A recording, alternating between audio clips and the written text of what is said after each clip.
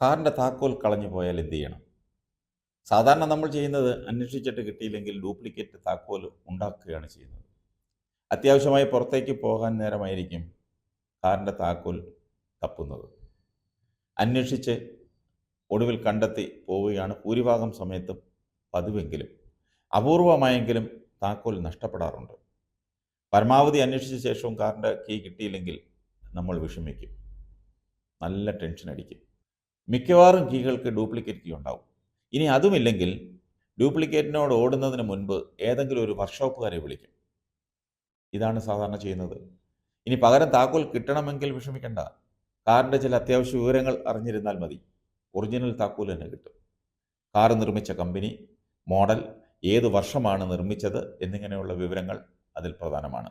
ഇതുകൂടാതെ vehicle identification number, അതായത് VIN കൂടി കരുതണം. ഡാഷ്ബോർഡിൽ ഡ്രൈവറുടെ ഭാഗത്തായും അതുപോലെ തന്നെ ഡോറിൻ്റെ ഫ്രെയിമിലും ഫ്ലോറിലുമെല്ലാം ഈ VIN നമ്പർ രേഖപ്പെടുത്തിയിരിക്കും.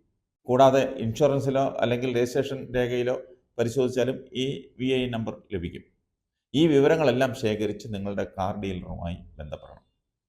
നിങ്ങളുടെ കാർ തന്നെയാണ് ഇതെന്ന് തെളിയിക്കുന്ന ഉടമസ്ഥാവകാശ രേഖകളും കയ്യിൽ കരുതണം. അല്ലെങ്കിൽ കാർ ഡീലർമാർ അനുകൂലമായി ചിലപ്പോൾ പ്രതികരിക്കണമെന്നില്ല. നേരത്തെ പരിചയമുള്ളവരാണെങ്കിൽ ശരി, കാര്യങ്ങൾ കൂടുതൽ എളുപ്പമാകും. ഇതിനുശേഷം ഏത് തരം കീ വേണമെന്ന് തീരുമാനിക്കണം. ഈ പറഞ്ഞത് ഏത് തരം കീ ആണെന്ന് തീരുമാനിക്കുന്നതിന് പ്രാധാന്യമുണ്ട്. കാരണം 1500 രൂപ മുതൽ 30,000 രൂപയോ അതിൽ മുകളിലോ വില വരാറുണ്ട് ഈ പകരം കീക്ക്.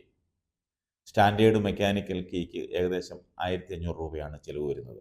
ഇനി റിമോട്ട് കീ ആണെങ്കിൽ ശരാശരി 8500 രൂപയോളം വരും. ഇനി പ്രീമിയം കാറുകളിലേക്ക് വന്നാൽ പുതിയ താക്കോലിൻ്റെ വില 30,000 രൂപയ്ക്ക് മുകളിലാണ്. ഏതുതരം കീ ആണെന്ന് വേണ്ടതെന്ന് തീരുമാനിച്ചു കഴിഞ്ഞാൽ പണം ഡീലർക്ക് കൈമാറണം. ഡീലർ നിങ്ങളുടെ ആവശ്യത്തിനനുസരിച്ചുള്ള താക്കോൽ നിർമ്മിച്ചു നൽകും.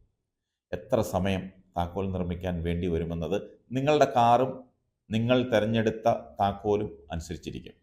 കാറിൻ്റെ താക്കോൽ പോയാൽ തിരികെ മറ്റൊന്ന് സംഘടിപ്പിക്കുക അസാധ്യമല്ല. പക്ഷേ അനാവശ്യ സമയനഷ്ടത്തിനും ധനനഷ്ടത്തിനും മാത്രമല്ല, ടെൻഷനും ചങ്കിടിപ്പിനും ഇടയാക്കും.